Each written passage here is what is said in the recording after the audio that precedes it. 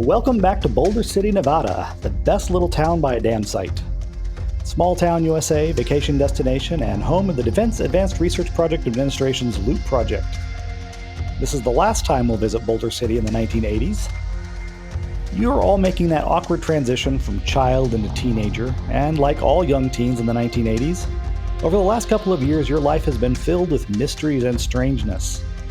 Talking birds, mind control machines, dinosaurs, robots, time portals, body swapping.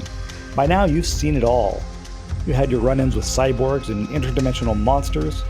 You've even fought werewolves of a sort. And so now it all comes down to this, the last mystery of quantum childhood. Once again, and for the last time in this campaign, I'm Brian, the Game Master.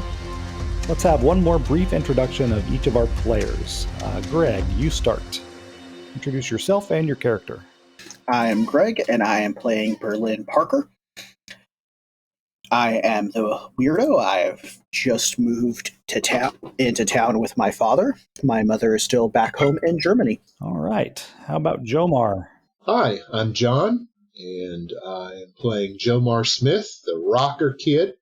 My parents are separated. My sister lives with my mom. I live with my dad. We are working life out as we go day by day, and I live to be a part of my crew, this motley crew that we have, no pun intended. I was expecting some sitcom music to start there when you said you were working out life day by day. I want to play Jomar's sitcom family next. All right, Kevin, how about you? So I play Kevin Buford, who is a popular kid who's kind of like a lovable Fonzie. Not that the original Fonzie's not lovable, but more bumbling. And my family does stuff. I'm not totally sure what they're doing. I think my dad might be a secret agent, but I don't remember actually. But it's slightly less wholesome and fun. But yeah, and I always wear my leather jacket. Always. All right, let's hear from Cody. I am Jacob, and I am playing Cody Wright, who was once upon a time defined as being a recent transplant from Texas. Now, less so, though I still carry my lasso around on my belt. All right, and Dave, are you going to actually play today, or are you just going to observe? I will observe with the option to jump in. All right. Well, I have assigned to you both Brandon and Jana. So if you decide you want to jump in as one of those, just let us know, throw up a flag, and we'll pop whichever one is appropriate in. Sounds great. All right.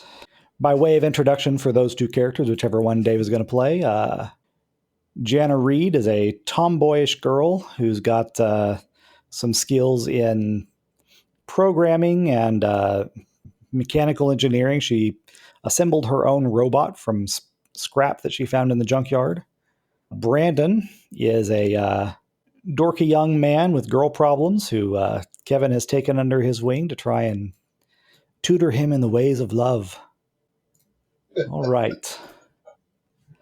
So let's catch everybody up on some recent events.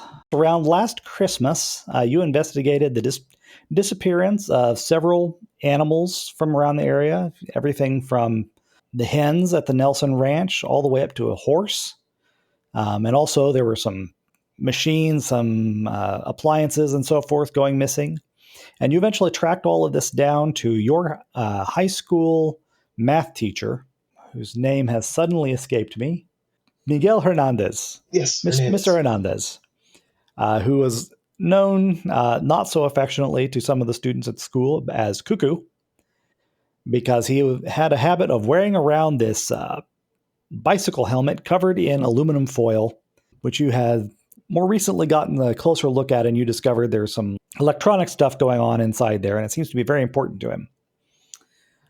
So you trace these thefts to Mr. Hernandez, who eventually you discovered had built some kind of a time portal. He had these machines in the lake that were stabilizing the temporal field, and he opened a portal and he vanished through on a horse to someplace else, or somewhen else, rather. A few months later, you had another interesting experience with time travel when your minds were swapped into the bodies of some teenagers at a summer camp in 1969. While there, you discovered that the camp nurse in 1969 and the camp leader in the 1980s, one Kim Johnson, had been performing some kind of experiment which was swapping the minds of the children. While you were there, you were encountered once again Mr. Hernandez, who appeared much older and much, much crazier. And he asked you to steal a control helmet from Kim Johnson's safe in her room in the camp and return it to him, which you did. He then placed the control helmet in his own younger self's personal effects so that it would be found later. And at the end of all of this, the younger Miguel's psyche collapsed. And so then, as a result of this, Miguel helped, once he had the control helmet, he was able to stabilize himself, and he was able to help you transfer your minds back into your real bodies back here in the 1980s. Along the way, you met one Jana Reed, who we described earlier, and she helped you to foil a kidnapping plot by some Russian spies that apparently Berlin's and Kevin's fathers were both wrapped up in. You still don't know whether they were actually complicit or if they were dupes or whatever. But Jana had her robot Click, which was unfortunately shot by the Russian spies as you were making your escape. So Click is not available. Other resources that you have in the ways of robots, you've got Isaac, whom you met during the first campaign of Quantum Childhood. He is your kind of major domo robot. He serves as a butler in your hideout, which is in a abandoned railway tunnel near the dam. And you've also got access to Asimov, which appears to be some kind of maybe paramilitary police robot that can shoot tranquilizer darts. Unfortunately, it's all out of darts. But it can also swim, and it can move quite fast. So that takes care of robots and hideouts, allies. And last time, as school was about to begin, you decided to take a camping trip out and try and see if you could find one of the mysterious gates that lead into the loop facilities. And while you were out there in the wilderness, you encountered the Wilderness Club, a group of teenagers who had apparently been taking drugs to supposedly channel animal spirits into themselves and go wild and hunt small animals and tear them apart with their bare hands and eat them. They were quite crazy, and when you finally caught up with them, it resulted in a chase through the rocks and the canyons, ultimately ending in a confrontation on the lip of a cliff above the Colorado River. Jomar clocked Lisa Tanner, the leader of the club, in the head with a jar of pasta sauce, and she went tumbling over the edge into the river, not to be seen again. And that brings us up to 2 weeks later. Jomar, you're at your house, getting your school supplies ready so that you're going to be ready for school because it's starting soon. And you're listening to a news program on the radio in which they're saying that the search for missing local teenager Lisa Tanner has been called off. According to police, further investigation of the Wilderness Club, of which Tanner was a member, have turned up indications of drug use. The police now believe that Tanner is in hiding and may still have a supply of dangerous narcotics in her possession. Anyone with information about Tanner's whereabouts should call the police tip line. You click off the radio. And how are you feeling about this right now? Knowing what you know and what you did. Oh, I'm suspicious about it. I'm feeling like, I would be concerned that the drugs were a major part of this, but with the way she acted and reacted in the clubhouse, there's more than just somebody taking drugs. So I'm uneasy. I don't trust that I mean, I trust that she may have run somewhere, but I don't think she's gone. And I'm suspicious enough to think that there may be something in the future that we may need to be mindful of, or at least everybody watch everybody's sixes. All right. And did you have any business of an everyday life scene you want to explore? Yeah, I just want to check in. How close are we to Christmas? Oh, Christmas is a long ways away. We're just Okay. barely starting the school year. It's August. Oh, okay. I got you. So August. Okay. Yeah. Yeah. I just want to check in with my father and just have a little family conversation and kind of get a little bit of it's a heat check, so to speak, with him because of what we experienced the last time there at that hideout and whatnot. So I'm like, I think he's in the kitchen, so I'm coming down in the kitchen to get a snack. All right. Make sure. So, hey, Dad, Oh, how are you hey. doing today? He is in the kitchen. He's at the kitchen table, and he is going over some bills. And he's like rubbing his forehead, and he's got papers spread out on the table in front of him. And you notice, kind of prominently is the auto insurance bill.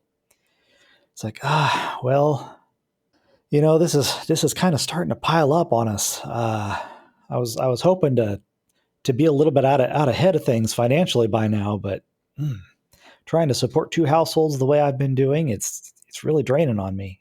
Yeah. I'm sorry, son. I don't mean to burden you. You got enough to worry about with school starting soon.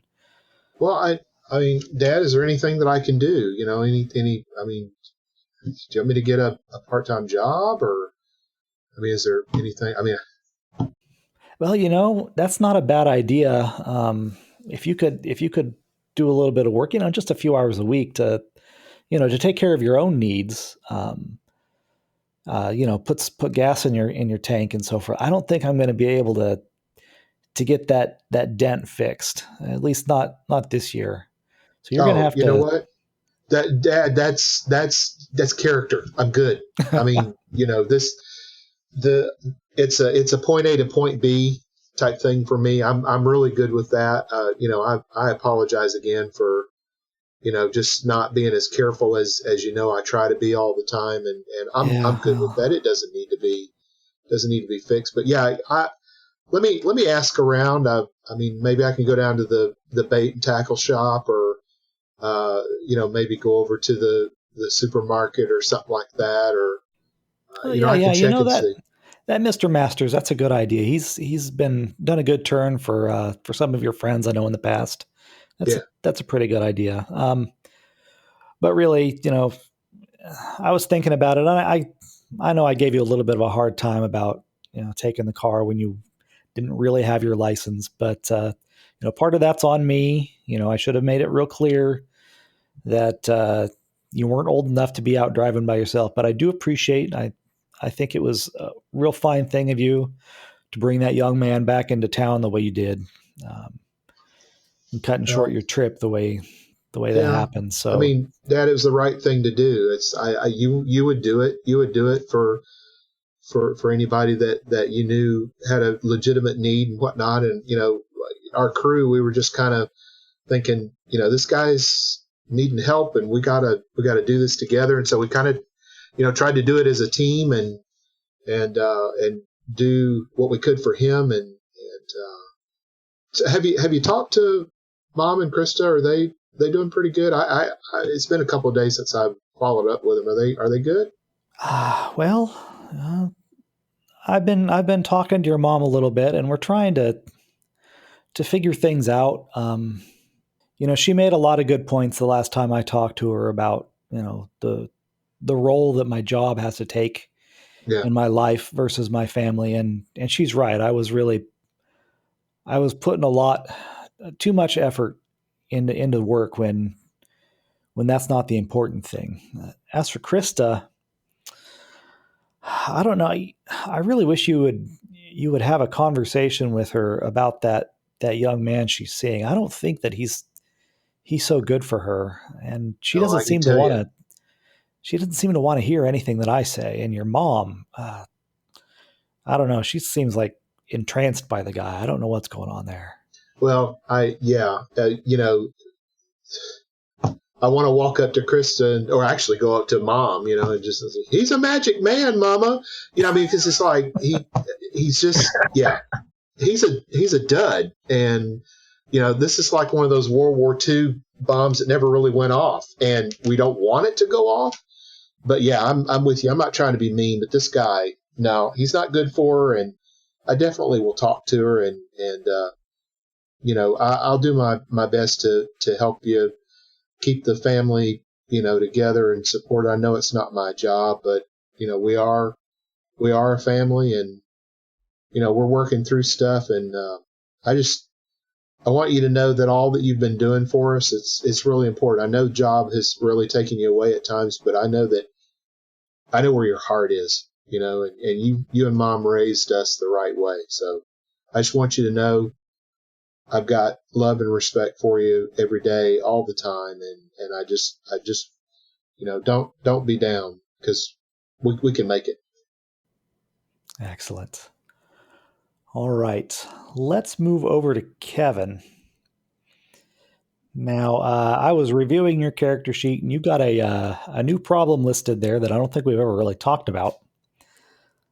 Yes. Jerry has gotten himself into some legal trouble. Tell us a little bit about what happened there. Oh, yeah.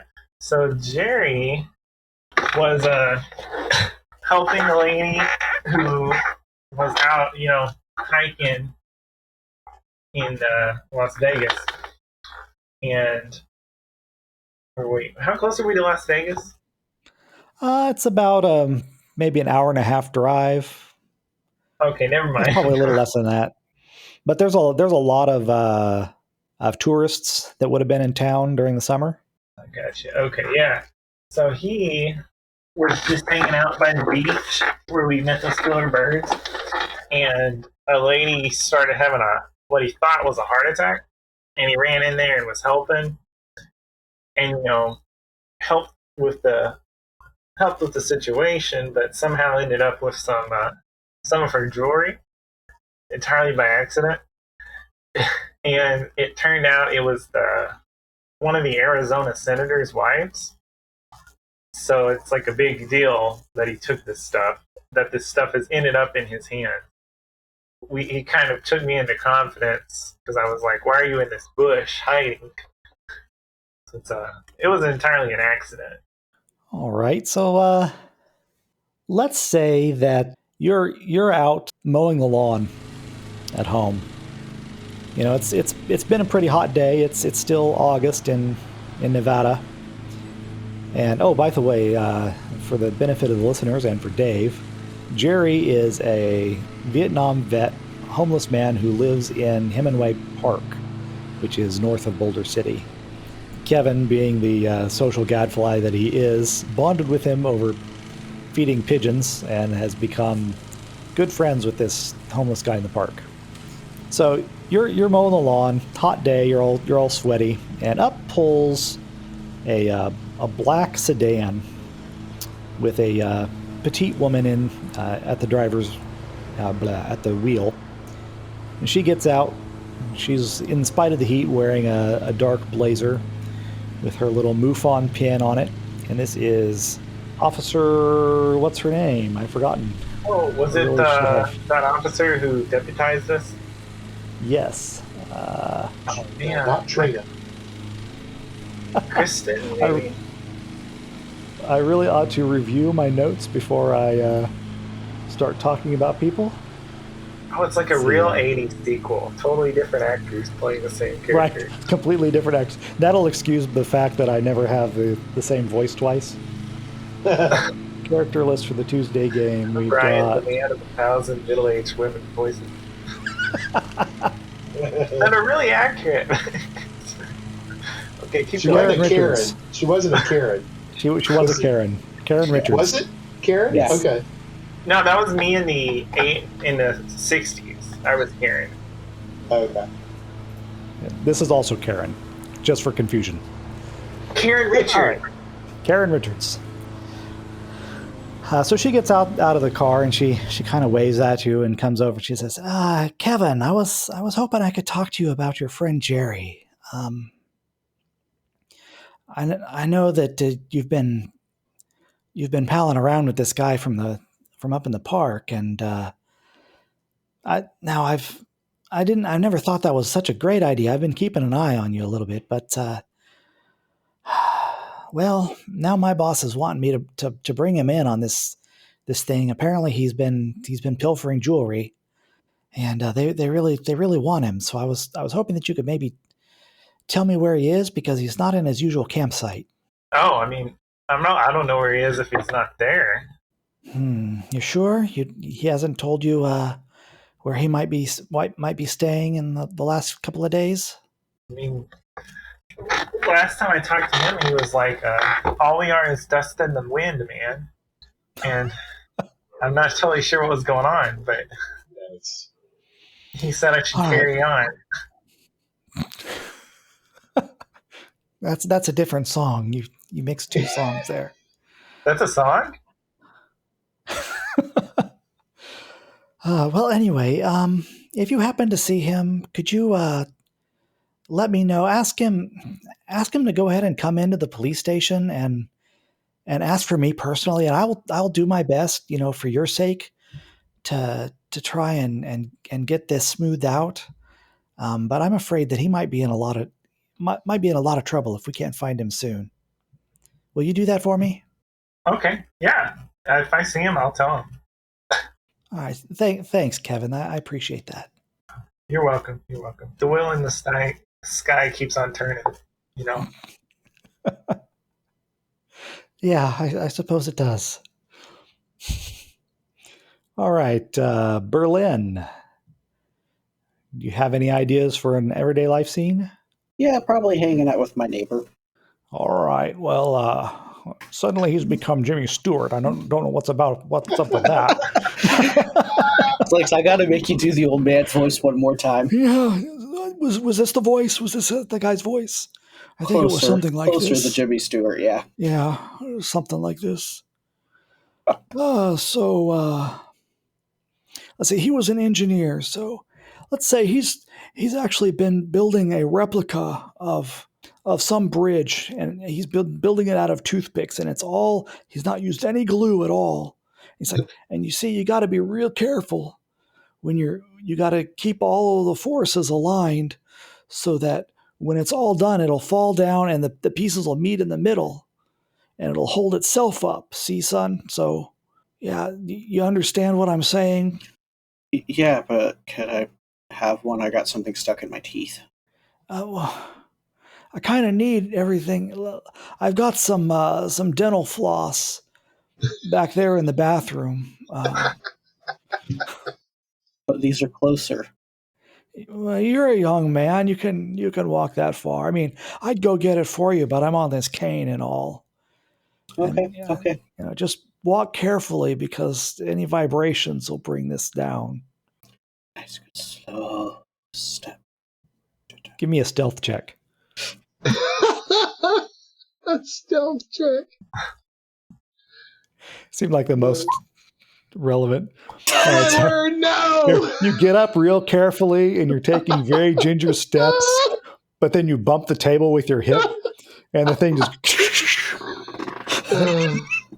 I don't know why he keeps letting me come over. I feel like I break something every time I'm here. I guess you might as well use one of those toothpicks now. Way to go, Greg. I love it. Maybe you should try a house of cards next time. Oh, my. I would, but I don't want to turn off the air conditioner. Summer's almost over. Only like 3 more months. Wow. All right, how about Cody? I am listening to the radio at home. I've decided to try to up my rock knowledge. So I'm surfing the dial a little bit and trying to figure out where music that like Jomar would connect with is playing between all the 80s synthy stuff that's Nice. more popular. So I'm probably annoying my family by constantly switching the song. Right.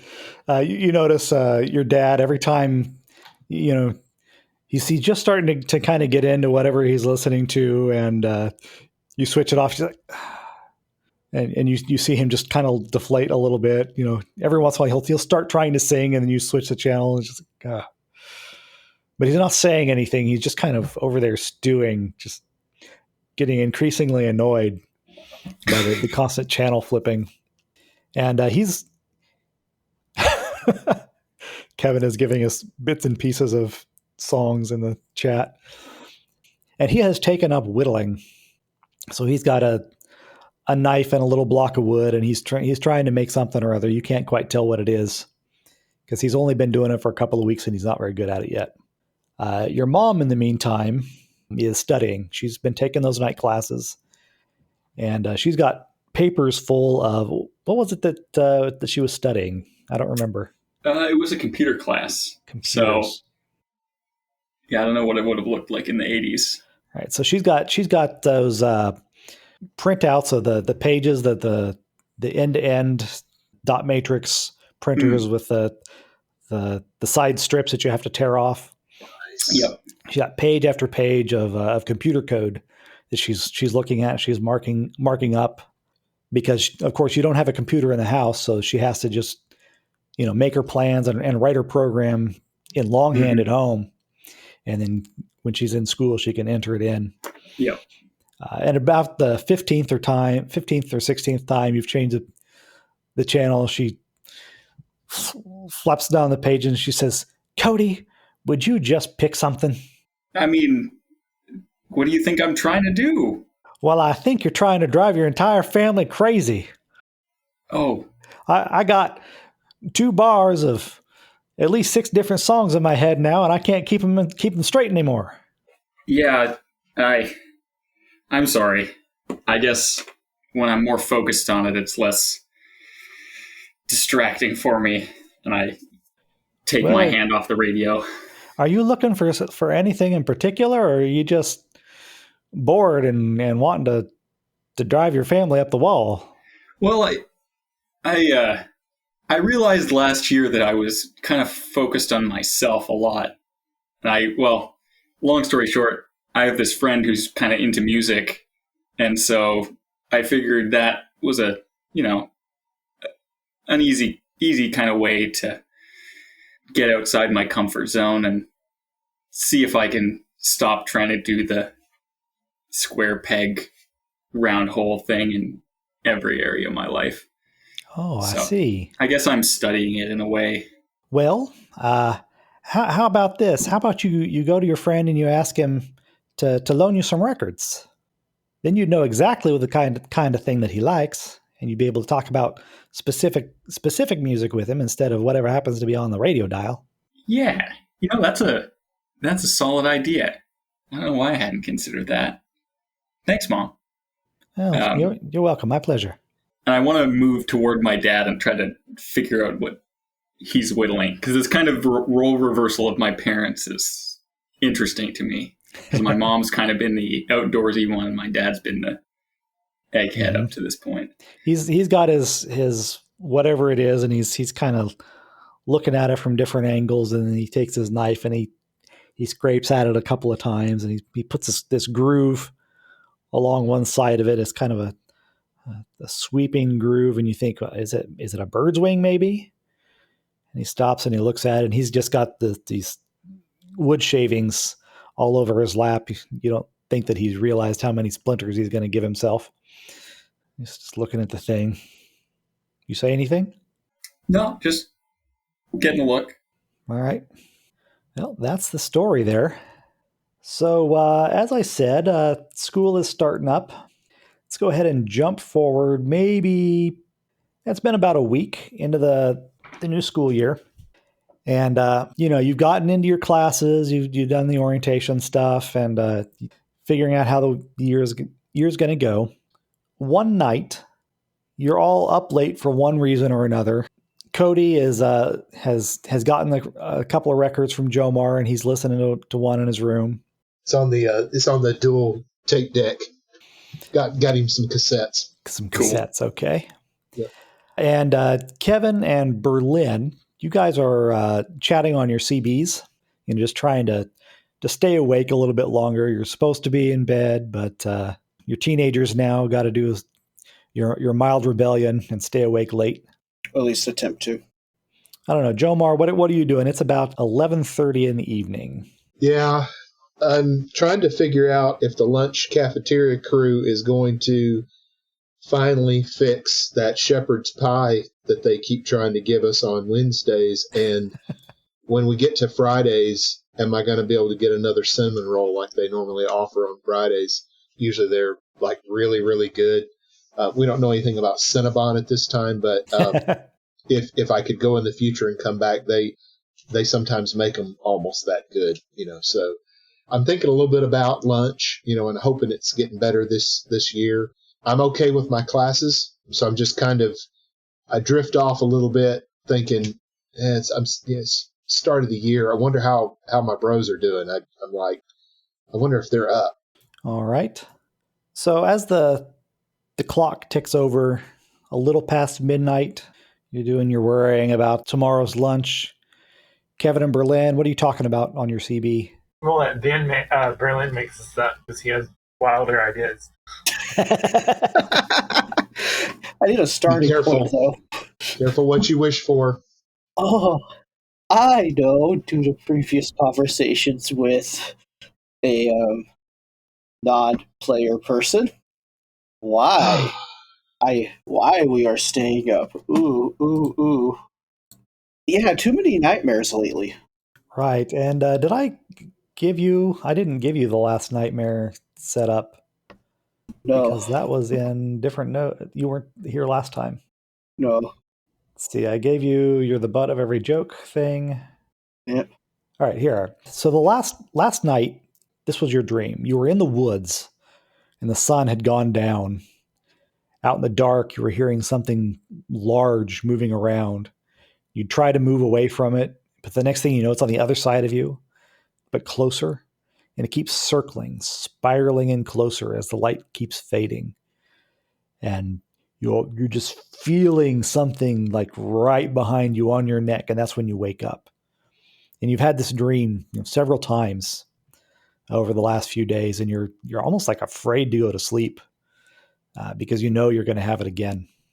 Yeah, mention all that. And while you're having this conversation, suddenly the lights go out. All of you. The tape deck, shuts down. The last bars of whatever rock anthem we're going, just the CBs are still working because they're battery operated. But everything else, everywhere else, you look out the window and the street is totally black. Do any of you have any particular response to this? How much natural light is there outside as my eyes adjust? We'll say it's like a quarter moon night, and with all of the city lights out, there's plenty of starlight.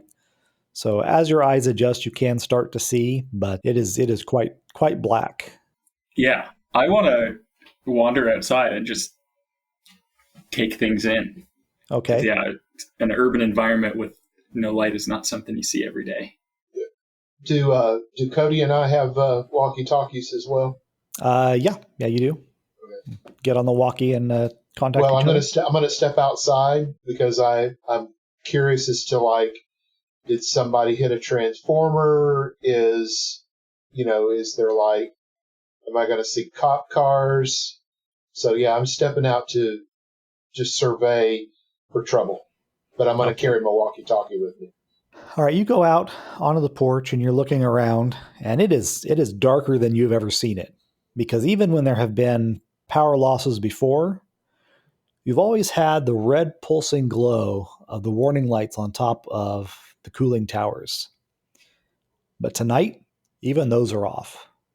And they have never been off. I'm going to hit my button. Cody? Yeah. Cody, are you there? Yeah. I am. Are you seeing what I'm seeing? Over. Yeah. I was just about to see if my dad was still awake, because I thought government facilities had their own backups. I don't know what would have taken everything out at once. Yeah, I'm not sure either. I'm gonna step back in real quick and just see if my dad's awake. Over.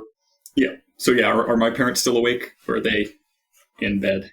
No, both of you, all three of your parents have already gone to bed. Okay. If you wanted to wake them up, you may. I'll step back into my room and find my flashlight, and then page Jomar again. Well, my family's asleep, so I don't know. I was kind of thinking it might be neat to walk through town like this, but I don't know. Would anybody else be in, or should we just turn in and call it a night? You know what? Let me grab my flashlight, and I can head over and we can. I don't think it'd hurt to check things out maybe for an hour or so and just kind of see. Over. Yeah. About this point, you start hearing interference in your radio channel. Berlin and Kevin, you're experiencing the same thing in your conversation. It seems like there's some kind of interference. Indistinguishable? It's not real strong right now. It just sounds like you're between channels or something. You can still hear each other. Do we need to have Kevin move his microphone closer to the printer again? No, I'll go. If we want that, I can grab it from the recording earlier. Wow. You all want to get on the same channel so you can have all four of you talking? Yeah. Cody, do you know what channel the guys are on? Over. There's only a few that they could be on, so I'll just page through until I find them. All right. So you're all on the same channel, and no matter which channel you switch to, you hear that same interference. It's kind of a warbling, high-pitched tone. Mm-hmm. So definitely the printer. Gotcha. I said warbling, not screeching. I wonder if they're trying to use the public bandwidth for like emergency communications. That's doesn't sound like he has EDS to me. I don't know, dude. I've heard my dad talk about something with power before involving imps. Yes, it's definitely gremlins. So you mean like a contingency, like a new union, or what? Over. I'm not sure. Just something involving an imp, but we still have radios, so I don't know about that. Has this happened here before? I don't remember. Over. Guys. I guess Cody has told us he's been outside, maybe, right? Yeah, I have two. Mm-hmm. You want to meet up somewhere? Over. Yeah. Did y'all guys see anything weird? Any I don't know, anything? Like how much more black could it be? Maybe. Yeah, that's kind of weird. Over. No more black. So where do we want to meet, guys? Want to meet at Cody's house? Yes, if it's centrally located. Yeah, whatever our central location is, it sounds like a plan. All right, Cody's house is good for me. Bring flashlights and fireworks. No fireworks. No fireworks. Just flashlights. It'll be really nice tonight. There's no light pollution. Yeah, it's like being out in the boonies, except there's still buildings. It's pretty neat. Always looking on the bright side, eh, Berlin? Yeah, that's what the fireworks are for. They're for the bright side. And for calling attention to ourselves that we might get us in trouble. Over. It's dark. We'll see whoever it is coming, and we can bike away faster. And they will see us getting away. Only if with what light? There are no street lights to light us up. The fireworks will have already gone off. Okay, I'm trusting you. Over.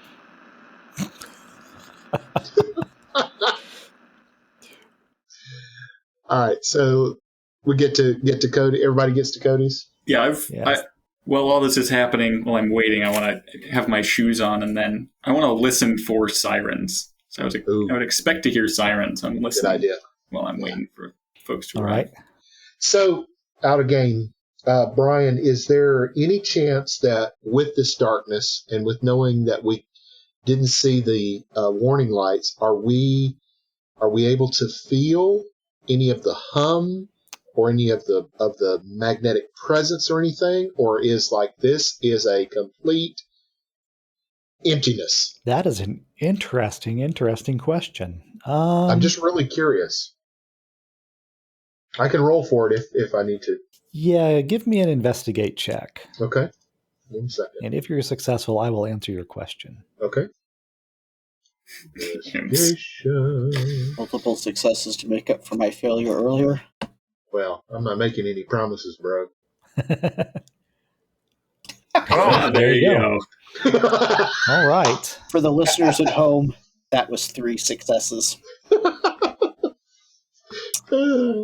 So the answer to my question is yes. That was for you too, Fred.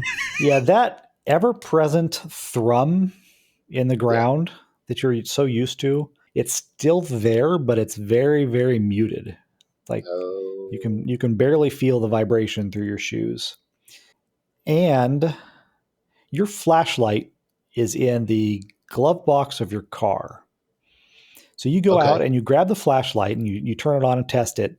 And your dad has put one of those compasses, the kind that's like a little globe in water on the dashboard.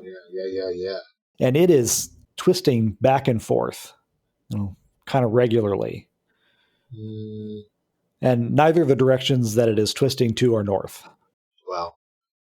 So I should not trust this on the direction I am to go. No. Okay. I could end up going in circles, is what you're telling me. Okay. Fortunately, you know the way to Cody's house. Yeah. And over the river and through the woods. Sorry. Do you want to take the car or? No. I just want to. Have we ever been able to walk to each other's houses with relative ease? I'd say I don't yeah. remember. Okay.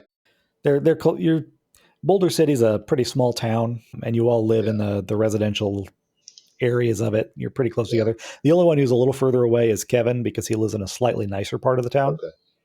I'm going to bike over if that's okay. Okay. Just because I want to have the bike with me. So it's about 12:30 by the time you all gather at Cody's house, and we'll say you all kind of arrive at the same time just for convenience of narrative. As you were on your way, you start to see a little bit of activity, in some of the houses around town. Some people have been coming out, still on like pajama shirts and pulling on jackets. You've seen a few cars, and they're always headed to the east toward the loop. Nobody seems to be paying any mind to a kid on a bicycle, even though it's after midnight on a school night. It's the 80s. Well, there may be an important mission here. So, well, speaking of it being the 80s and a school night, I will say that in the aftermath of the Lisa Tanner incident, you did have, an assembly near the beginning of school, and they showed you a video of Chuck Norris saying he was going to kick drugs out of school, and they made a big hullabaloo about that. Chuck Norris is amazing. Just wait until the 90s. We have all those drug PSAs. So you're at Cody's house. Cody, can you feel the kind of the pulsing that we used to feel a lot? Can you tell that it's kind of subdued or anything? I guess I hadn't been paying that much attention to it. Dude, but my dad got me one of those compass globes that's in water, and it just kept going back and forth. It almost like it was spinning in circles, so to speak. And it's like it wouldn't sit still. Something's up, man. Yeah, that is weird. That is real. I have no idea what would cause that. This is crazy. Berlin, you got any ideas, man? This is crazy. Just the imps I mentioned earlier. They have anything to do with magnets? Oh, I didn't think imps liked magnets, but maybe so. I don't know too much about them. Magnets or imps? Both. Oh, okay. Maybe Kevin can enlighten us. Kevin, is this like An imp with a magnet or what? I mean, it could be. It's we're kind of in a new realm of reality right now. We are? Maybe. Okay. I hope not again. Yeah, I don't know if my brain or my hypothalamus can take this anymore, but so what do we do? Been reading that neurobiology book. I have my CB with me, right? Yep. I can try to raise raspberry and sauce. Or trucker cranberry. Sorry. Cranberry. Raspberry's a different lady. Yeah. You switch over to the channels that you know that the truckers tend to like as they're going through town, and the interference has just grown stronger. And every once in a while, you think you can hear a voice, but most of the time it's just that whiny interference. I hear like Smokies, bears, ever so often. Okay. Right. Well, this is bad. If the truckers can't unite, if movies have taught me anything, this is a bad situation. So you're saying no convoy is what you're saying. I'm saying there's not going to be a great big convoy. But what about shipping items, man? Does that mean that the ports are going to close or what? Okay, I'm not an economist. Economist. Yeah, that's it. That's okay. Yeah. No, I'm a little more concerned about just a total endless night, you know? Okay, so how do we go to school if this is an endless night? That brings me to where I was going to push you to. You continue having this conversation without any real information or knowledge to work on. Eventually, you decide, we got to just get a night's rest, and we'll pick this up in the morning. And in the morning, the power is still not back on. Mm. But you're a little groggy from having stayed up so late and going out in the night. But you still got to go to school. Your parents hustle you out the door, and you make your way to the schoolyard. Because we slept over at Cody's, right? I suppose you could have, but yeah, probably at this point, the only parents that would be raising a fuss about that would be Cody's. I'm envisioning we sleep there and we have to use all the milk because it's gonna go bad. So like we are just eating all the cereal. All. How many of us are there? 1, 2, 3, 4. All 4 of us growing boys are just devouring it. That's what I'm envisioning. All right. Wow. So you use up all of the milk, and somebody gets the idea that, hey, that ice cream's going to melt too. So you have some ice cream for breakfast. Good idea, Berlin. That's how we finished off the milk in the cereal, was the melted ice cream. Yeah, I mean, if the fridge isn't working, I'm imagining my mom is staring daggers at me while this is happening, and I'm oblivious. Do you just shrug or what? I don't notice. Oh, Cody.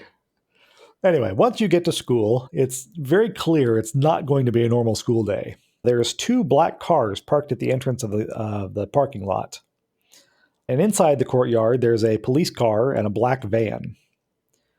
And the principal, Liz Anderson, some of the teachers, and 2 people dressed in black are talking to the police officer on the steps to the main entrance. Overnight, the wind has picked up, and it's a little chilly for August, and you're not wearing jackets because it is August, but your t-shirts are flapping in the wind. Well, Kevin's wearing his jacket because he always does. Jomar's luxurious locks are blowing. Oh, yeah. Definitely. And a lot of the students are just standing around in small groups with their homeroom teachers. And as soon as the clock strikes 8 and the school bell rings, Mrs. Anderson raises her hands and asks for everybody's attention. She says, okay, the school is going to have to stay closed for a few days. Unfortunately, the power outage led to there was a leak in the lunchroom and several of the classrooms. So, workers are going in with some inspectors to get that sorted out. But we're going to have to keep the school closed for a while. She points to some people, the people dressed in black on the steps. He says, as soon as the inspector's here, give us the all clear, then we'll get things cleaned up and we'll get classes started again. And then Officer Richards had something that she needed to say, and Karen steps forward and she says, yes, the National Oceanic and Atmospheric Administration has issued a warning of storm winds of up to 65 miles per hour today. So we're recommending that everyone needs to stay indoors. For any of you who can't return home, the Boys and Girls Club is going to be open, and you can go there. And so we just we need you to stay indoors if at all possible. Mrs. Anderson takes back over. She says, thank you, officer. So your teachers will let you know what homework you need to do, or if there's any tasks that we need to get done before the school opens again. So go ahead and go on home or over to the Boys and Girls Club if you can't go home. And we'll be in contact when the school opens up again. Our clarification, are phones working right now? Phones are working because they don't actually, this is a fun fact, telephones don't actually require very much power.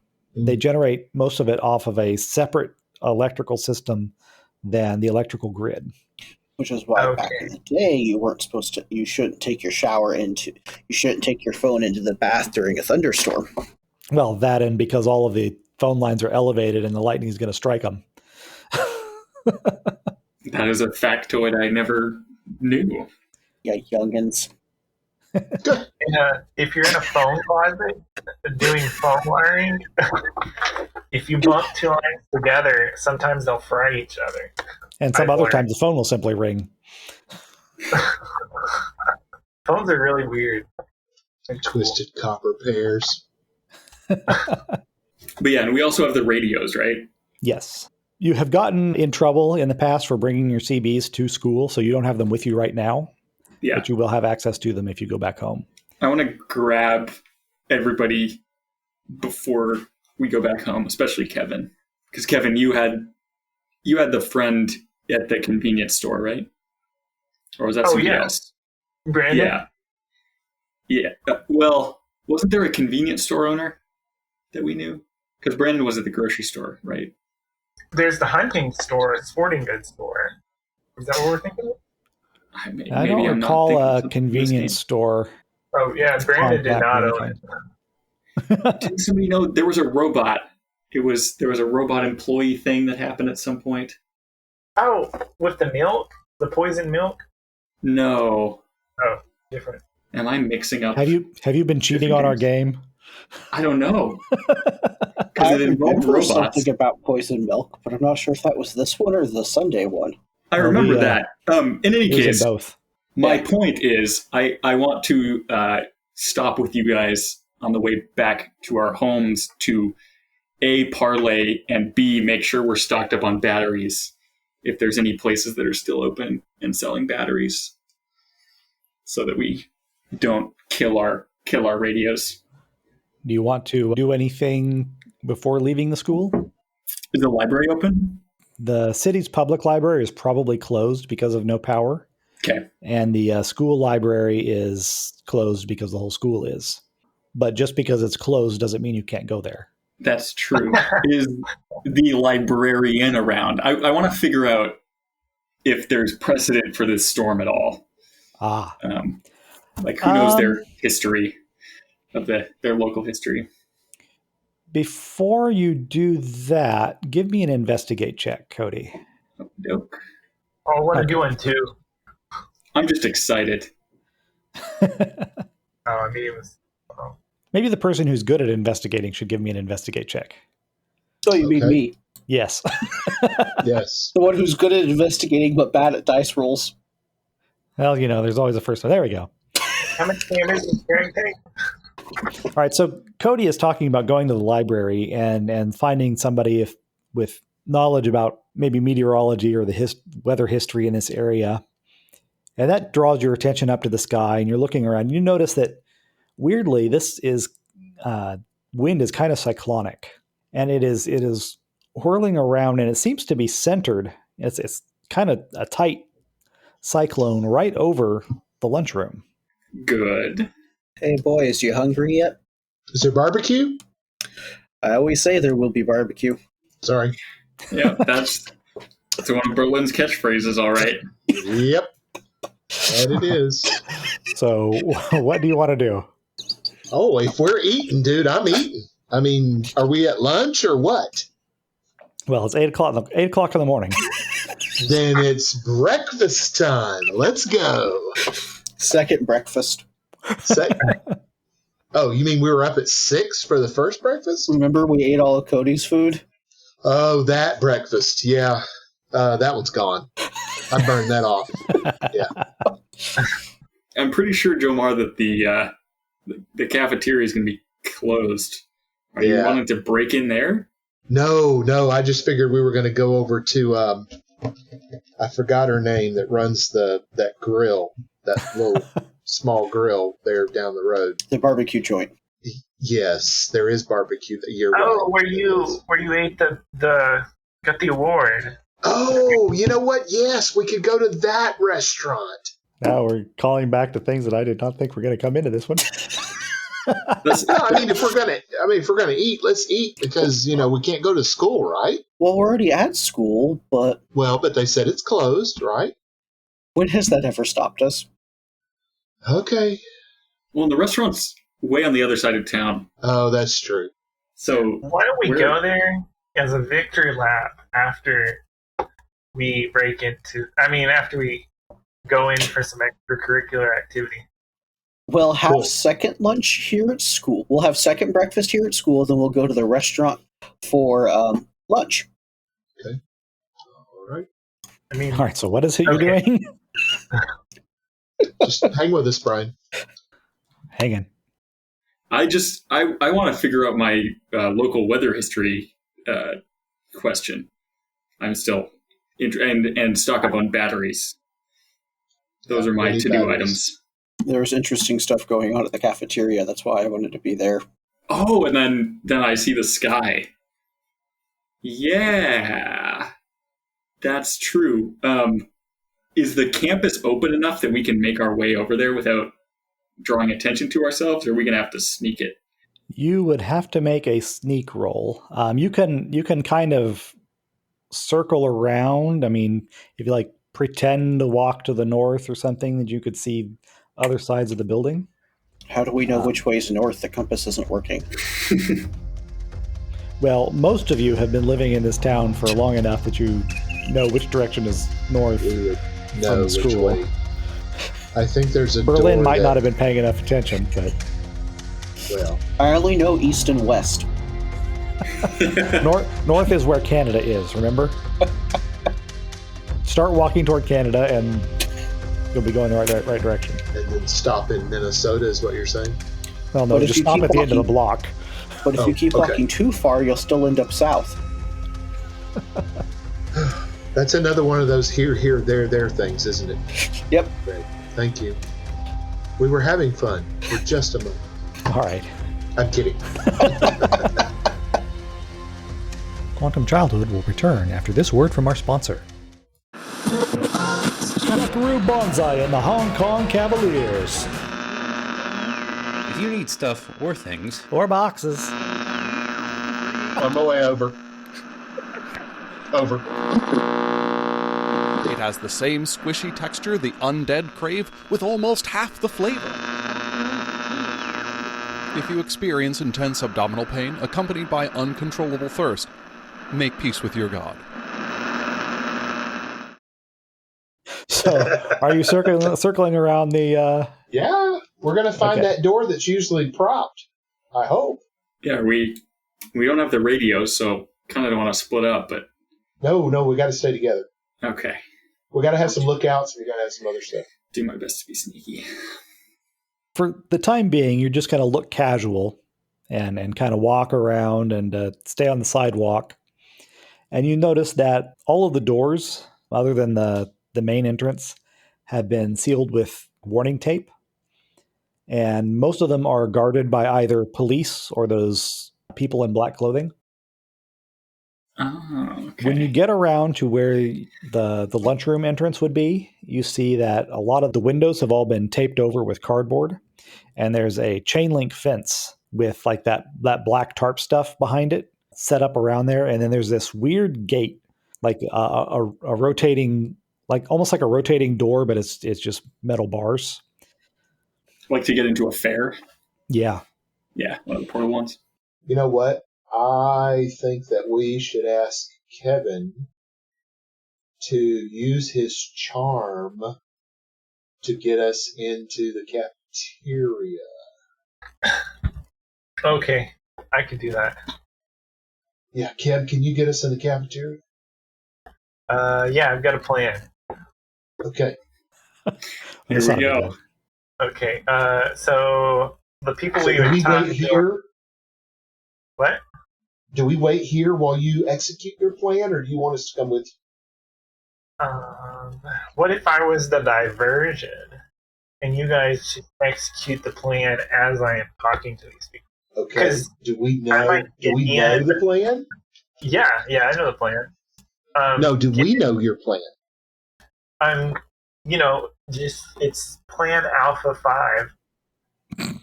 Wait a minute. Didn't the dog end up falling off the roof in that plan? Kevin kind of like looks away. I'm not really sure what you're talking about. Okay. So no one's going to get hurt in this plan, right? Yeah, no humans. Oh. I can help you with your diversion, Kevin. Okay, yeah, we got you. If you need assistance. We're going to follow Cody.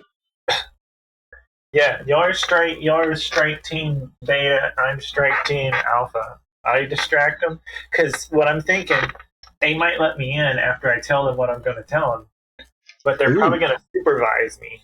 So, all right, I think it's somewhat plausible, right? They'd all focus on me and y'all could sneak past. If you want to do it that way, I will let any excess successes on your charm roll apply as bonus dice on the sneak rolls. Okay. Gotcha. Okay, I'm ready for this. You've got two of those people in the dark clothing, one man and one woman, who are standing near that rotary entrance talking to each other. And then there are four people carrying some kind of equipment or something. It's all covered in cloths. You can't tell what it is, but they're carrying this stuff into the lunchroom. Oh, actually, there's two people doing that, and then two people setting up more of the fence. Okay. Before we go over to him, I'm like, anybody got a cigarette or a toothpick? I have a pocket full of toothpicks. Okay. That works. That's what we were waiting on. Pocket full of toothpicks. Okay. So I take that, and I'm ready to do this. Okay. So I'm going to do my best James Dean kind of. I got my toothpick in my mouth, looking at the edgiest kid you ever seen in the 80s. Bad boy. I've got my jacket. I've ruffled up a little. The collar is up, not down. That's doing your absolute best, Emilio Estevez. Yeah, whoever that is, yes. And I'm ambling over there, trying to focus on lowering my voice. And I amble over there, and I'm like, "Hey." And who are you addressing? Whoever is person who would the address, the two people who are standing guard. So you approach the fence, and they both turn to look at you and sorry, kid, the school's closed today. You need to go on back home. Do I look like the kind of person who wants to be here? I don't know. You look like Emilio Estevez. Look, you can't come in. You shoo. Well, I wouldn't normally do this, but I had an operation going down today, and it's on. We've got. Let's just say, you ever heard of a stink bomb? Yeah. Look, there's enough going on in here. A stink bomb's the least of our problems. You know, You ever smelt a skunk's stink gland inside a small room? look, I don't care what you got going on. If there's a stink bomb on a timer, we'll deal with it. You can't go inside. What? No. You don't understand. There is a stink bomb on a timer, and you aren't going to be able to be inside that building if it goes off. Well, that's just fine. Nobody's supposed to be inside that building. Go ahead and give me your charm roll. Okay. Can I use my jacket because it's helping me look like a bad boy? You absolutely can. Okay. 12 dice. We should get some successes here. All right. Wow. So while Kevin's got the agents distracted, anybody who wants to attempt to sneak up closer, you think you can get close enough to peek in behind some of that cardboard? Yeah. Do we need to roll for it? Anybody who wants to sneak should roll. Okay. I'm not really good at sneaking, so I may just kind of Decent at be it. an observer. If you like, you can leave it all to Berlin, and he can use all 3 of those dice.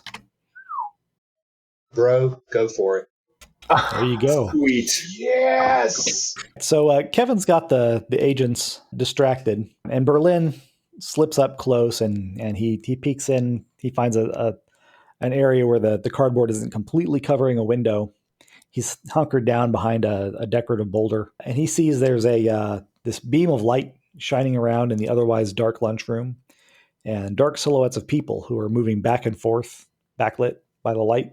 2 bonus effects. So you also catch sight of some kind of a shimmering coating in the light, like there's a milky white plastic film or ice or something. It looks really weird. And it seems to be moving around like smoke. Yes, there is an entire city's worth of boulders here, in fact. Actually, it's Boulder City, so there should be only one boulder in the whole city. Well, there's the official boulder. It's kind of in the it's up here in Wilbur Square. Okay. That's where the boulder is. Yeah. And then there are sub boulders, is what Right. you're There's a me? lot of other boulders that are like not as important as that boulder. Pseudo boulders. And if you go to the gift shop, you can even get your own miniature boulder to take home. It'll only cost you $15 Yeah. for a rock. Just don't put it in your shoe. Well, for $15, you get the one that's glued to a little stand, and it's got Boulder City embossed on it.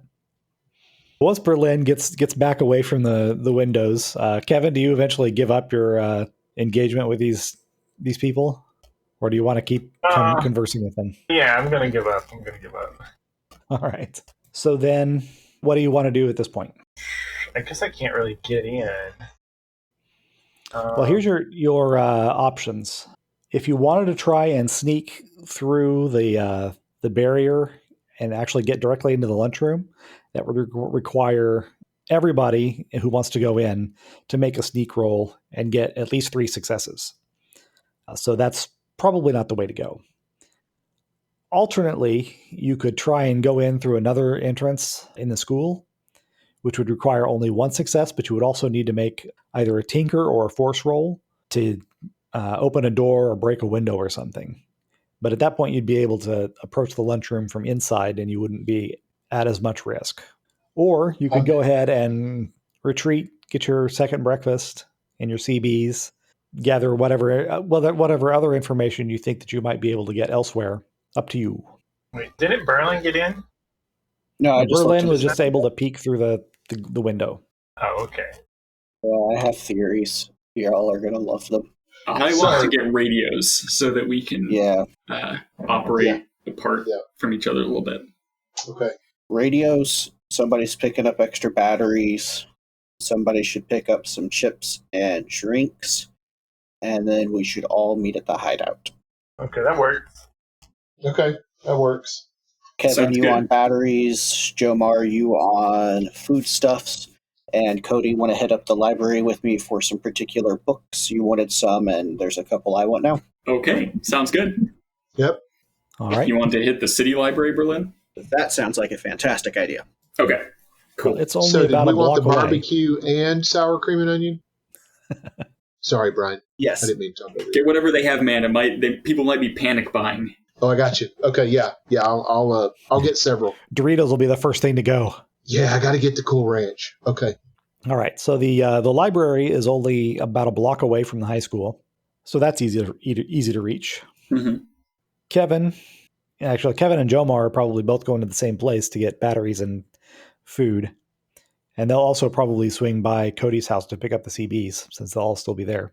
Sounds like So a plan. then let's go over to the library.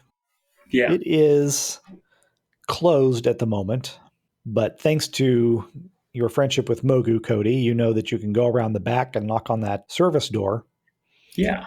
And sure enough, what's his name? Ramon, the janitor, opens up and he says, "Oh, hey, oh, what's going on? The library is closed right now because there's no power." Yeah. Well, Ramon, this is Berlin. Berlin, Ramon. Hey, Berlin. We were wondering if we could just get a look at a few books because the school library is closed, and we were just curious to learn about local history because we're both kind of new to town. And I Oh well. flash him a smile. Okay, I guess just don't tell my boss that I let you in. Okay, come on. Yeah, of And course. he lets you in. He says the card catalogs still work okay. It's kind of dark. I got my flashlight. Click. All right, you took your flashlight to school. Actually, no, I probably don't have my flashlight, so I'm not able to do that, sadly. I squint instead, which doesn't make a good clicking sound. Generally, no.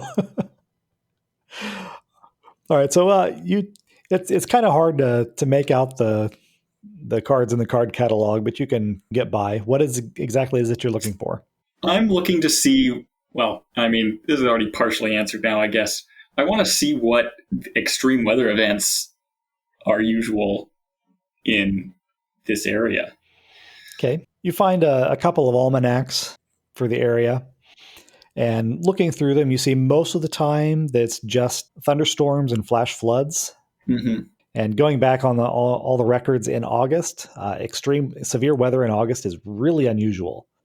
You Yeah. really only see the storms in the spring in this area. And you don't see any references to tornadoes or anything of that sort. Yep. All right. Yeah, then I'll help Berlin look for whatever he's looking for. Berlin is holding up to the camera alien encounters.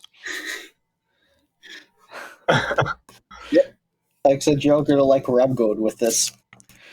All right, so Not I want alien books, but not the Pulp Fiction books from the 50s. right, you're looking for like true encounters kinds of books, Yeah, right? which will probably still be kind of pulpy cover magazine type stuff. But All right. So you find some stuff in the card catalog, and there's actually a surprisingly large, maybe not so surprisingly given the proximity to Area 51, but there's a pretty big UFOs and cryptids section in this library. Sweet. I don't know what that is. it's the Roswell crash. Oh. My grandfather was there. Interesting. Yeah, he was the base historian for the Air Force Base in Roswell Oh, at the Yeah, time of that the would be- crash. thank you for clarifying. I thought you said he was there for the crash. I No, thought you meant he was there immediately after the crash. Yeah, that's what I mean. Yeah, he was there before it happened and when it happened, and he was like the person that like tallied everything and did all that work. See, was he a very short person with a largish head? No, that was my dad, who was born a little over a year after the crash. Oh, What? you thought Not making that up either. Okay. So if this is aliens, we're going to get fact checked on anything we say. That's what I'm hearing. Well, depends how fact check you want. If the facts are too good, then you'll definitely be pushed away from it. This entire podcast is about to get censored. No, don't let it. Well, let's see. We've handled lots of robots, time travel, both people time traveling and our minds time traveling. You all have handled dinosaurs having come from the past, and people traveling back to that time in the past, Don't forget about the psychic. and psychic people, and drugs that turn people into animals. Well, at least animal-like people. Well, Are aliens really that far out of the question? Well, no. I was just saying that if we get too close to the truth, then the Men in Black come and visit me and take all of my recordings. Just these 3 hours. Anyway, go ahead and give me an investigate check. Good enough. All right, so you find a few books that you think might be relevant, and you notice you just happen to glance at the checkout card because this is still the 80s when they got the checkout card in the front of the book. Yeah. And you see that every one of these books has been checked out multiple times by 3 people in particular: Hadar and Olaf, and Karen Richards. Of course. Of course. There are, you're flipping through them and doing your research. You find there are references to weather events in association with UFO sightings, and also power losses. The power losses tend to be just a few minutes in length. Nothing that you see indicates multiple hour power outages in association with UFOs. As far as you know, you haven't experienced any time loss or mysterious burns like some of the stories mention. But you file all of this in your head so that if you do see something that indicates aliens, you might recognize it. Yeah, let Cody in on all this too, so he can back me up some. And I mean, if you really want to know about aliens, just ask Kevin. Oh, yeah. He did spend that time in an alternate dimension covered in slime. see, but that's not aliens. That's variants. 2 entirely different things. I don't know, 7 feet tall, had no skin. I think it sounds like an alien to me. Yeah. Anyway. Actually, he would have been the alien there because that was their home. So eventually you gather back up in the hideout with your chips and batteries and CBs and a few books about aliens and notes about weather patterns. And what you doing now? Eating, drinking. I brought some good stuff. Well, if we're in the hideout, how is Isaac doing? Yeah, how are Isaac and Asimov? Well, thank you very much for asking, sir. I'm afraid that I seem to have lost power in the light bulb here. I apologize for it being so very dark. It's good that you brought flashlights, sir. But I'm afraid that I will not be able to recharge myself, and I was coming, unfortunately, very close to a recharge cycle. So I will not be of particular use to you if you should need my services, at least not until the lights come back on. As for Asimov, he's out frolicking, as usual. I don't know what that thing gets up to. As long as not shooting teenagers, we're good. Or trying to shoot teenagers. Not that I have heard, sir. No, this is the last time. I think that he is out of darts in any case. So, I know I always have weird things, and that's not stopping. So, everybody said that the cafeteria was off limits and that nobody was allowed in there. There were lots of people in there. And other things that didn't look like the same people. Like beings that were not human? Didn't really even seem to have a body. All right, you lost me. Is anybody else following this? What do you mean it doesn't have a body? So let me try to explain. Okay, let me try again. What did you see that was not bodily formed? You've seen fog. Yeah. Have you seen fog move? Yeah. No. In multiple directions. No, And not that one. glow. I have not seen that. Still no. And indoors. Definitely not. The people outside looked more normal. The people inside seemed more like they were prepared. Does this look like it's going to cause us trouble in the near future? One, what doesn't cause us trouble? Two,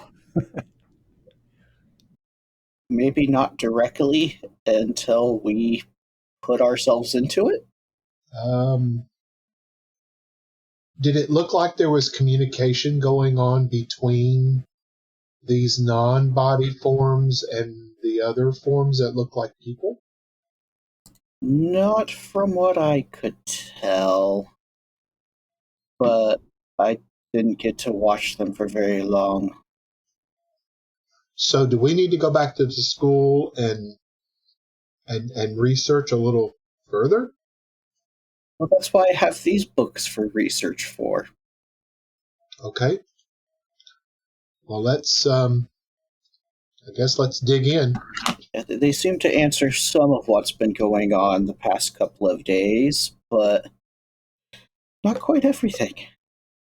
All right, so you're planning on doing some reading? Yeah.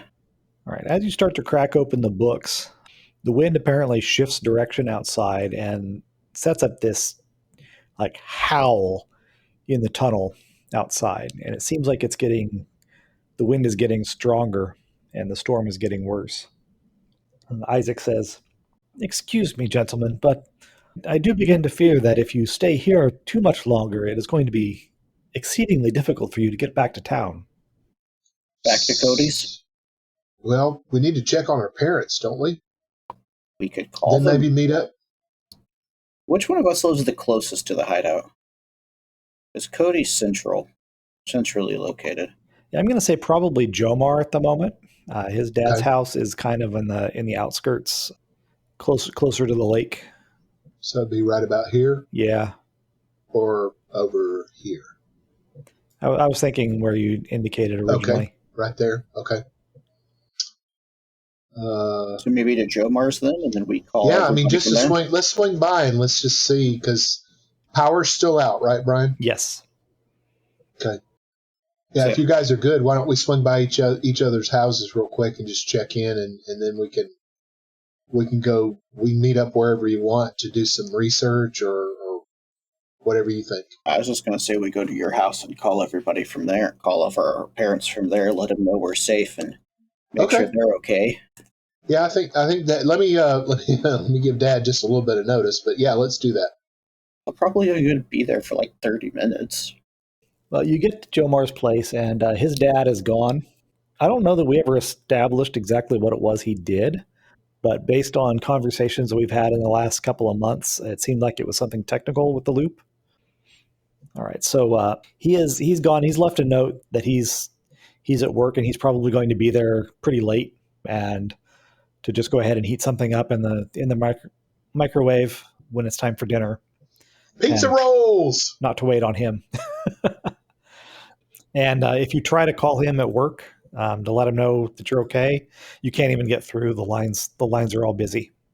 See, Berlin, your dad is at home because Fisher Space Pens is closed right now because there's no power to operate the machines. He's like, "Oh, I did not even think about that you would not be in class. Was school canceled also because of the power?" Yeah, apparently there's something with the cafeteria, so we'll be out of school for a few days. I'm over at Jomar's right now. Oh, okay, yeah, I like Jomar. He's a good boy.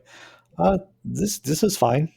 You just be careful when you come home because the weather they're saying it is very bad. If it gets any worse, I'll probably just have to stay here then. Yeah, that's fine. You have enough food? Yeah, we picked up some food on our way back after school, stuff that's not going to be perishable. Okay. Well, if you need anything, you give me a call and I come bring you anything you need or bring you home if you need to come home. Be safe, be very safe, son. Always. I don't know what this guy's accent is. It's wandering all over Eastern Europe. Hey, so did he. I guess that works then. At least I never quite made it into Irish this time. this time. Cody, the situation at your parents' house, at your house, is somewhat the same. Your dad's not the technical staff at the Loop, but he's been called in anyway. You're not entirely sure why, because what's an accountant going to do with the power out? Your mom seems a little worried, but she's happy that you're safe and okay. She'd been trying to get in touch with somebody at the school, but nobody's picking up there, and they just she'd heard from the neighbors that the kids were at the Boys and Girls Club, so she had assumed that you were there, but she's glad to hear from you. And Kevin, mysteriously, you can't get hold of your parents. Oh. You know that Fisher Space Pen is closed, so your dad should be at home. And we went by home, or did we just call? Right now, you're just calling. Okay. Well, I'm not too worried. I mean, they could be off doing something, you know. Maybe they had to take care of Sarah or something, because doubtless her school would have been canceled too. I didn't even think about it. Oh yeah, true. I'm old. I'm like 15. I can take care of myself. They know that. Right. Basically, a And man. you don't have time to think about your 6-year-old sister. All right, so you've got shelter. Kevin, what do you think about what's his face? Now I feel bad for not remembering his name. The guy you lost, or that's being looked for. Oh. But just the homeless people in general. If there's a bad storm, do you know? Does the city usually do anything for them, or is there anything we can do? I mean, Jerry's sort of the touchstone guy, so yeah, I'm not really sure what they'd be doing. Yeah, because it'd be a bad time to get caught out in the elements, I think. But yeah, I mean, aren't there those I think there's some caves, right? There are some caves up in Red Mountain. Presumably, the homeless population that lives up in Hemingway Park would know how to find some of those in the rare occasion that it rains. Yeah, there's a couple places. Yeah, some overpasses, and whatnot. Is there an overpass going through the park, or is Great Basin Highway? What is that? There wouldn't be any overpasses there.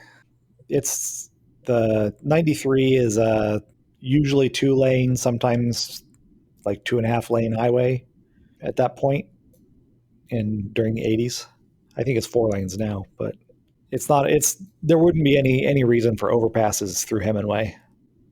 Well, to focus you a little bit, thus far the only clues that you have are pointing to the cafeteria at the school, and the only other place that you know of that you could gather like more current information than what you would find in books is probably the Boys and Girls Club where the other students are. Okay. So, we have our radios now, so you do have your radios. We can maybe be more useful. Is there still the interference? Yes, you can. You can pick up anything within maybe a mile or two, but they won't give you any more range than that. And even what you're getting from close by is still pretty distorted. You guys think maybe we should head towards the cooling towers and see what's going on over around that area, or do we need to just stay here at my house?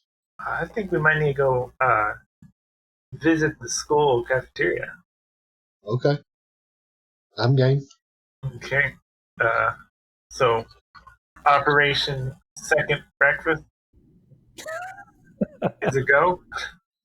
This one would be 11sies, right, or onesies? By now, it probably is getting close to lunchtime because you had to get all the way out to the hideout and back. Okay. In the wind. So I'm going to go ahead and fast forward us over to the high school. How do you want to attempt to get in?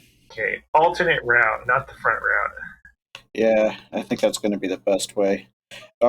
Is there a skylight? Can we get up to the roof? Yeah. Are there still a bunch of people around all the entrances, though? Yes, most of the entrances do still have guards. However, they're mostly covering the main student entrances. There are a couple that are uncovered, most notably the one that leads from there's like a loading dock next to the gymnasium. And it's usually, it's kept closed all the time. It's only used in delivery, so it's not like students are going in and out of there.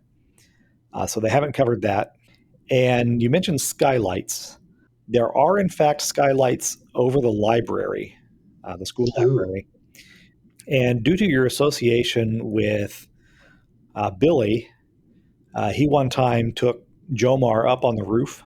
He knew a place where you could go around, jump up on top of the dumpsters in the back, and then pull yourself up a couple of ledges, and you could get up on the roof that way. I'd like to try that, guys.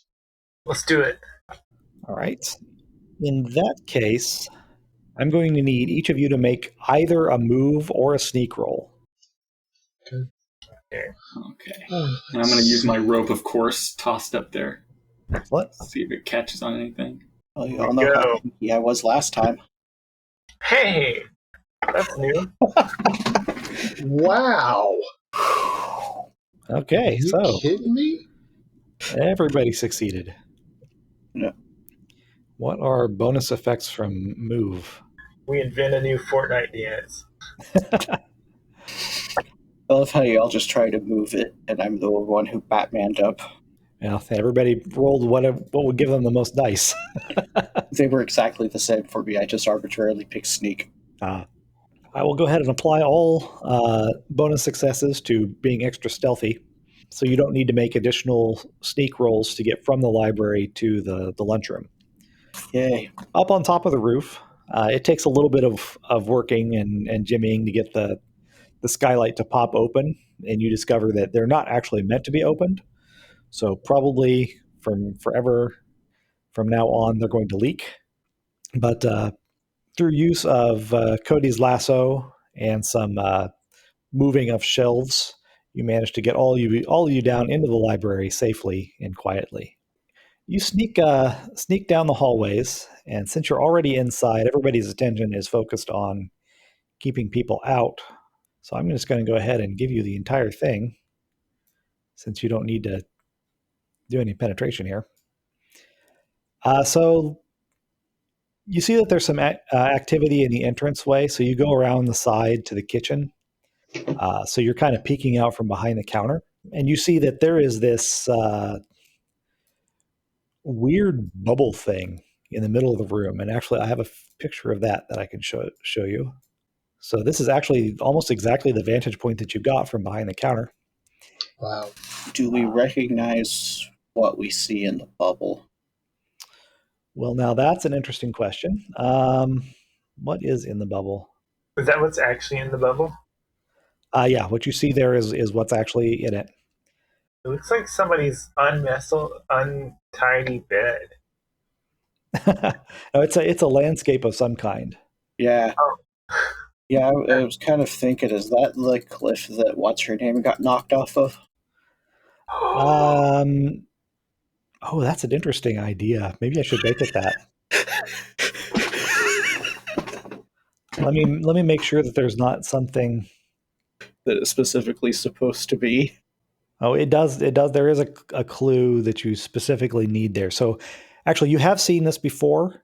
It doesn't look exactly like this because this is the Sweden version of this. This is the vantage point. Remember that machine gun nest up above the dam? Okay. Yeah, no, wait, maybe. You visited it on your way out to the Yep. campsite. Yeah. So this is the vantage point, as if you were standing next to that machine gun nest looking out over the lake, and you do recognize that vantage.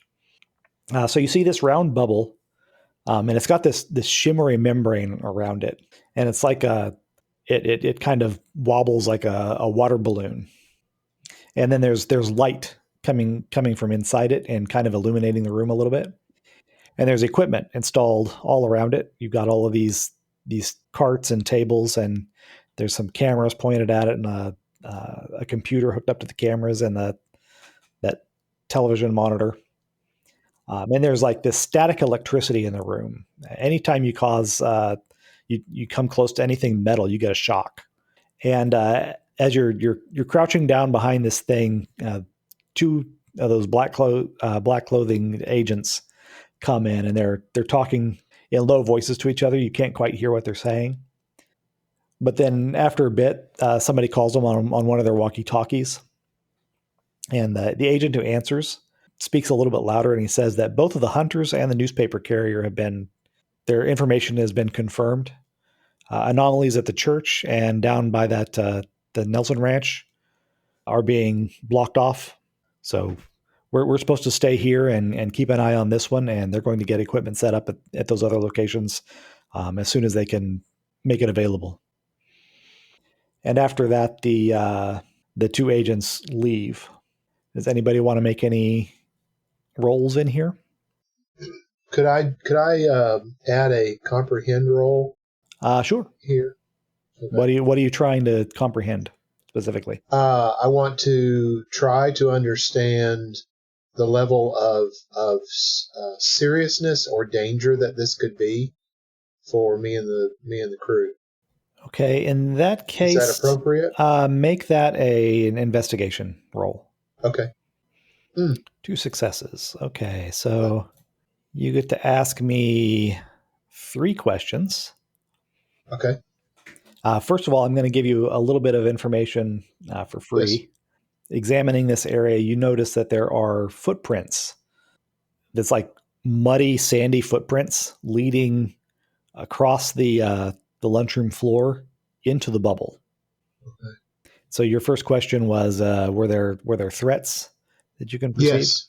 Can I perceive any threats, or what threats can I perceive here? Well, beyond the obvious of getting caught by those agents, you think that it's you're not real sure if this bubble, if it can be traversed. You're not sure if it's going to stay the same size. If it were to suddenly change size or something, you could be swallowed up in it if you got too close. And you don't know what kind of effects there would be of passing through it. Okay. What has happened here? Am I able to tell a little deeper, a little bit deeper about the event? What has happened here? Okay. I'm going to railroad you a little bit and say that you creep a little bit closer to take a look at this equipment that's set up. And you notice that the side of it's been stamped with DARPA. This definitely belongs to the government. Oh. And the computer is running some kind of a analysis collecting data program. And there's a curve on the screen that's gradually rising as time goes by, and it's labeled temporal shift. And you notice that tracing it back in time, you notice that there have been several times where there's a green line near the top of the screen, and it appears to go up above the green line and stay there for a little bit and then drop back down. And as you're watching, you notice it stays above the green line for a few minutes, and you think that within just a couple of minutes, that line's going to cross the green line again. And so whatever it is that's going to happen when it crosses that is imminent. Okay. And one more question, right? Yep. What does it mean for me and the crew, me and the guys? If it's Or is that dangerous, something yet to be seen? well, I was just trying to figure out what kind of information that you could glean and what I want to give you. If the bubble is dangerous and if this isn't the only one, if there's others in other places, Yeah. if they keep happening, if they happen even more places, there could be threats to the town. If looking into this bubble, you see, if this suddenly popped up and somebody walked into it, they could fall off that cliff, assuming that they actually go to that place. Okay. Okay. Is that enough for now? Yeah, well, I just wanted to give you just a little bit more. Okay. As you got closer to the equipment, you could feel that static electricity force gets a little stronger. And now that you're close to it, you can see that the membrane is getting more and more transparent as that line rises. Are you going to stay close enough to it for it to cross the green line, or do you want to retreat? No, I want to back towards the guys. All right, so you get further away, and just in time, because you duck down behind the counter and those two agents come back in. It looks like they've been expecting whatever's about to happen, and you can just see the monitor from where you are, and you see that line cross up over the green line, and the atmosphere in the room seems to shift. Suddenly, it gets cooler, and there's a wind blowing out from the bubble, and it comes into almost complete transparency. It's still like a little warped, and one of the agents puts on this mask, like a breather mask of some kind. Puts on a pair of gloves, and then he carefully steps through the membrane and disappears completely. The other agent is watching the monitor and adjusting the cameras. And then a few minutes later, the man comes back and steps back out of the membrane, and he makes a few notes on a notepad, and then they both leave the room again. As they do, that line drops down below the green line, and the thing turns kind of more milky and opaque again. Wow. Guys, something's really weird going on here. But there's a line that seems to be kind of floating on that computer screen, and when it gets to the top of what's on there, there's this shift or this movement or something, and I don't know if you guys saw the guy go in and come back out, but there's on the side of the machine, it's like it says DARPA, and I if there are any more of these things, guys, our reality may be changing drastically. Again. Okay, yeah, again. It's a Tuesday. When does our reality not change drastically? Yes, at times, yes. Uh, I don't know if we should stay here, guys. I don't trust this thing. you're nicer than me. Do we think this is time travel, translocation travel, or both? I know it's at least translocation, since, that's not the cafeteria. There was a weird cloud above the school, right? Yeah, the entire sky at this point is pretty overcast and cloudy, and then the cyclonic, the rotating winds were centered on the lunchroom. So that could be because we have this breach of a different climate coming out into ours, right? Could be. Oh, okay. Or it's a classic movie and there's just the storm. We could go through it, right, guys? What? We've done this before, guys. Yeah. That is technically a possibility, yes. The other guy came back. Why couldn't we come back? Because it's us? And? We're okay, that's fine. We're not gonna like this, but let's go. How about we take a rope with us? We tie a rope to something on this side, and then we go through it. That way we can just pull. That way we can come back in, pull on the rope to get back through. Or we could toss something through first. Yeah, that's probably a much better idea. The cameras we see. Are we talking about Berlin? I was going to say the cameras we see, those are hooked up to the TV monitors that are right there, right? Yep. Oh, yeah. So we can toss a camera through that's hooked up and look at it on the monitor. Do we want to do this in front of the suits? Well, no. Yeah. They have left the vicinity. You heard them go back out through the main entrance again. Oh, in that case, yeah, then I want to run up and chuck a camera into the bubble. You want to just throw it through? I'm not going to see my 17th birthday. Yeah, just know it. like underhand toss it. Okay. You missed a statement Brian made before everybody else joined the call earlier. Which one was that? But I wasn't going to see my next birthday. Yes, I did say that. You might see your previous birthday. You never know. Oh, my word. Hey, these have been a fun teen years. You want to relive them. Oh, yes. So Cody grabs a camera and chucks it through the portal. And you have to tab over to a different monitoring screen to see what the cameras are actually showing. Okay. And it looks like they're taking like time lapse, so they only shoot once every 20 or 30 seconds or something like that. Okay. So all you really manage to see, actually, this should take a roll of something. Give me a tinker roll. What does the bubble do as the camera goes into it? Oh, that's a good question. The bubble. Oh, actually, you did you want to probe it first or just toss the thing through? Toss. Okay, it Right bounces away. off. Oh. Okay. You did get a success though, so the camera did not break when it hits the ground. That's good. Yeah. I don't want to just touch it.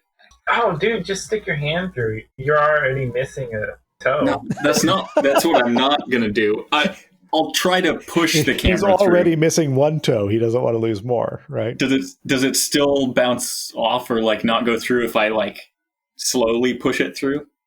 It gives a little bit, but it doesn't seem to want to let anything through. Well, we have two adventurous party members of our team. We could toss or push through Kevin or Berlin.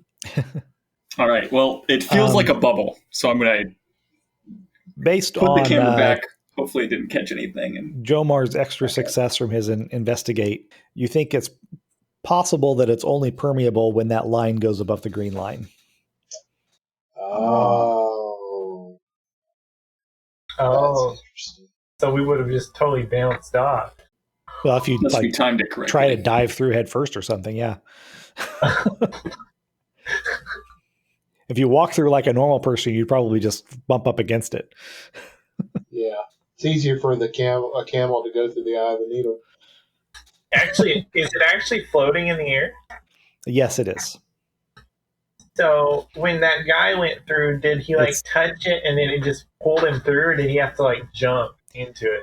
It's not floating up as high as it looks like in this image. It's a little larger than this. It's probably a good 7 feet in diameter. Oh, wow. So it's closer to the ground. So he kind of just stepped up into it. Oh, okay. So his feet weren't still here or something. Yeah, I haven't really worked out the physics of this because it is spherical. So, I mean, the upper part of his body would have gone into it before his feet did. So I don't really know. Okay. Use your imagination. Whatever it is you think it probably looked like, that's what it looked like. Okay. Stargate. That's funny. Okay, so let's wait till the line goes and just hop through. Okay, so a few minutes later, the curve goes up over the green line and the membrane turns transparent again. Do you want to go through first? Okay, Kevin hops through. And now I need to look at that other page that I left. All right, getting into time bubbles. Guys, the sign says Tomb of Horrors. Have you ever heard of that place? I didn't hear anything. Did he say something to us? So I need you to make either calculate or move roll, Kevin. We can't hear him or see him, right? Well, it depends on what his calculate or move roll does. Okay, all right. Okay, I want to do a move. I had a feeling. Yeah, calculate is 1 die. Oh, well, whatever. Okay. Now I need to figure out what that's going to mean. I see the ghost of all the dogs I've killed. All right. Actually, there's not any consequences, it looks like.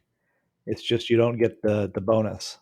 So then, once you're through the membrane, you realize that you're standing on a cliff looking out over Lake Mead. Down by the edge, down in the water, you can see something that looks like a small turbine, a barrel with propellers inside, and you recognize this device. This looks just like those time anchors that you encountered back when Mr. Hernandez was opening his portal. And about 150 feet away, the area that you're in, you can see the edge of the membrane again, like way out in front of you over the lake. And then you got the one that the bit that you came through right behind you. So it's much bigger inside than it is outside. Wait, what's much bigger inside than outside? You can see the other side of the membrane is about 150 feet away. Oh, okay. Where you are here inside. but it's only Okay. about 7 feet in diameter on the outside. Okay. I want to look around. Do I see any like obvious landmarks that are different? No, everything looks. Actually, wait. Everything looks pretty much the same as what you're used to, except the water level seems much higher than it should be this time of year. Is it hotter? It's cooler. Well, it's hotter than it was where you came from, but it's cooler than typical August temperatures. Oh, there's the consequences for failure. All right, so then, oh wow, I should have gone over to the next page before starting to give you this. Okay, do you want to make any rolls while you're here? Or does anybody else want to follow Kevin in? I Yeah, shall I'm follow waiting for Kevin. people. Okay, anybody who wants to follow should make a move or calculate roll. Okay. Berlin, your bonus success means that you're not going to need to make a roll to enter bubbles in the future. Yay! I now understand bubbles. I think I should start taking notes because this is going to be great for my science homework. Your science fiction homework, at least. So then again, anybody who wants to make rolls, I guess, of Berlin and Kevin, since you're the only ones in here so far. Oh, I got my walkie-talkie on me. Probably. Yes, you Ooh, do. that's a great point. Does it work with the others on the other side? Or can they just hear us talk through the Ooh. bubble? My CD, was that small enough that I could have been carrying it with me? Was it like one of those bigger sets? The one that you were using to talk to the truckers? Yeah. That would have been a larger radio. You can Okay. get the truckers sometimes on your walkie-talkie if they're close enough. Gotcha. Then I'm just gonna like scan with my walkie-talkie to see if I pick up anything. No, I'm going on our secret channel and messaging, just being like code red. See if anybody answers. Okay. Oh, this is going to be strange. All right. So, Jomar, something strange happened about 14 months. No, see, about a year and a half ago Okay. that you got this code red from Kevin, and when you answered him, you couldn't seem to make the connection, but you very clearly heard Kevin asking code red. And you don't know why this suddenly popped into your mind right now, but you suddenly remember that happened. Okay. And was I able to hear it on my walkie-talkie? Not now, you weren't, but you did a year and a half ago. Okay. From Kevin's perspective, you hear faintly. It sounds like Jomar trying to answer you, but you can't quite hear him, and there's still that interference. Okay. Come in, over. And you can't communicate with one another from inside to outside the bubble at all. Okay. So I look back at Cody and say, I can't communicate with him. Yeah, then that's all the rules I want to do right now. Okay. What about Berlin? Do you want to do any rolls? I just kind of want to look around a little bit. So investigate. Yeah, we know where we're at. We don't know when, but I don't think looking around's really going to help me find any of that. Especially because I wasn't here that long ago to notice anything. One success. Okay. Nice. You look around for a little bit, and you see down by the water's edge. It looks like there's somebody lying face down in the water, and they're dressed in what from what you can see, they look to be dressed in what looks like a bloodied lab coat. One of the legs is at an unnatural angle, Uh-oh. and then on actually up here at the top of the cliff, there is uh, actually the lapel of that lab coat is caught on a rock. It looks like it ripped off as this person fell off, and has a name tag that says Sarah Brooke, and the logo on it is DART, DART, which Could I roll a contact to see if I know who this person is? you may. 2 successes. Okay, yes. You know that this is one of the researchers at the Loop. And specifically, I don't know how you know this, you can let me know, but you know that she is actually on a top secret project for this DART organization. You still don't know what DART stands for. Nobody seems to know, but it seems to be a subsidiary of DARPA of some kind. But she was Oh yeah. definitely working on a top secret project for DART. Yeah, she babysat us at one point. A And few she's got years ago. loose lips, apparently. Yes. Okay, also give me a comprehend roll. Oh, that's a skill? That is a skill. You're not very good at it, but you got Hey. Yeah.